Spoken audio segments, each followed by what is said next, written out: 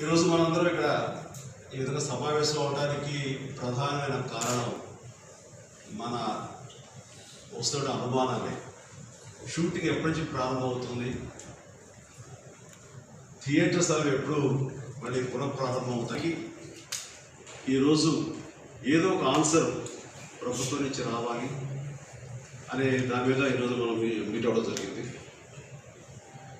ఈ లాక్డౌన్ ముగి వస్తున్న ఈ సందర్భంలో ప్రభుత్వం కూడా ఆయా రంగాల్ని కొన్ని సంస్థల్ని ఫేజ్డ్ మేనర్లో సడలిస్తూ కొన్ని షరతులు పెడుతూ కొన్ని నియమ నిబంధనలు పెడుతూ అవి పని మొదలయ్యేలాగా అన్ని రకాలుగాను ఆర్డర్స్ జారీ చేశాయి.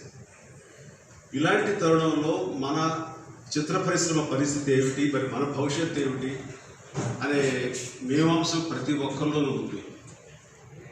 అంటే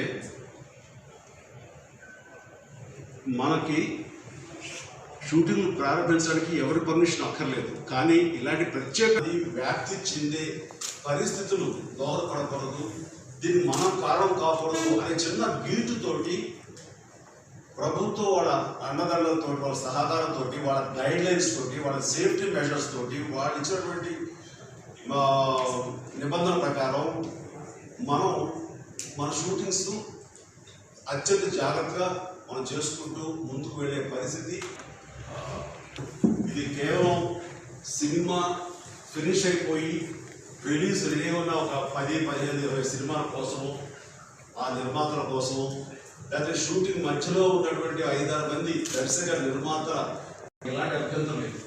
కాకపోతే రెక్కాడితేనే కానీ డొక్కాడని పరిస్థితి ఉన్నటువంటి రోజువారీ వేతనాల మీద ఆధారపడ్డ ఈ 14,000 మంది బతుకు ఏంటి, ఫ్యూచర్ ఏంటి, వాళ్ళు రోడ్డులు పడే పరిస్థితి వచ్చింది. సో దాన్ని ప్రధానంగా, దాన్ని ముఖ్యంగా మీరు దృష్టిలో పెట్టుకుని దీనికి ఆన్సర్, సమాధానం, ఒక దారి, ఒక సుగమం చేస్తూ మార్గదర్శకం మీరు ఇవ్వాలని చెప్పేసి నేను మీ తరపు నుంచి మా ముఖ్యమంత్రి వర్యులు ఒకసారి అంటే చాలా మందికి ఈ షూటింగ్ అంటే ఏదో చాలా మంది జనాలు వచ్చేస్తారు అని హడావుడిగా ఉంటుందని అనుకుంటారు. అలాంటి సీన్స్ కానీ అలాంటి సీక్వెన్సెస్ కానీ తక్కువ ఉంటాయి సినిమాలో. అలాంటి సీక్వెన్స్ డెఫినెట్లీ మేము కూడా చేసే పరిస్థితి కాదు, అంతమంది జనాలు కాదు, అది కాదు. మీకు పర్మిషన్ ఇచ్చినా ముందు చిన్న సీన్స్, చిన్న క్రూలతో మేము చేసుకుంటాం. అలాగే మొదలు పెట్టగలుగుతాం.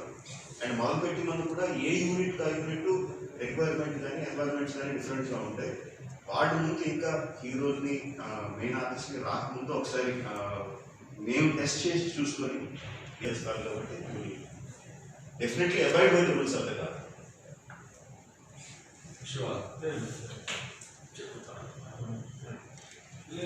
సంబంధించినటువంటి ఇది కూడా అందబట్టి ఇది అసంఘటిత కార్మికులు అందరూ. సో ఇలాంటి వారికి ప్రత్యేకించి దృష్టిలో పెట్టుకుని యుద్ధ ప్రాతిపదికన మా గురించి ఆలోచించాలని మా రిక్వెస్ట్. ఆల్రెడీ థాయిలాండ్లో అక్కడ గైడ్ లైన్స్ ఫ్రాన్స్లో, సో ఆ గైడ్ లైన్స్ అన్ని చూసుకుని మనం కూడా సిమిలర్ గైడ్ లైన్స్ ప్రకారం ఇచ్చి మనం ఫస్ట్ కాదు ఆల్రెడీ స్టార్ట్ అయ్యాయి. అఫ్ కోర్స్ చాలామంది ఆర్టిస్టులు వేరే స్టేట్స్ నుంచి వస్తున్నారు. సో ఫస్ట్ ఈ బార్డర్స్ కూడా ఫ్రీ అవ్వాలి. తర్వాత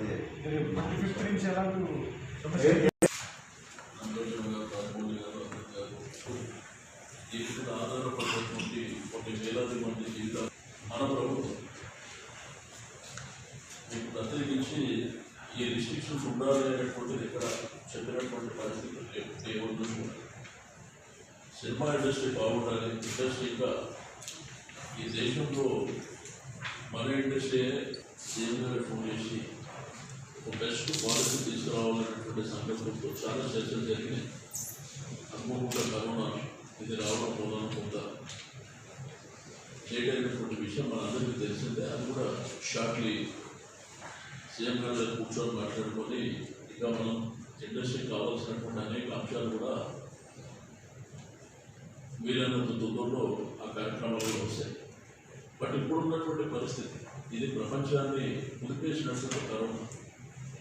బట్ ఈ కరోనా దేశమే కాకుండా ప్రపంచంలో కూడా జరుగుతున్నటువంటి పరిణామాలను కూడా మనం టీవీ కానీ పేపర్లలో వాచ్ చేస్తాం. బట్ ఈ సందర్భంలో మన ఇండస్ట్రీకి సంబంధించి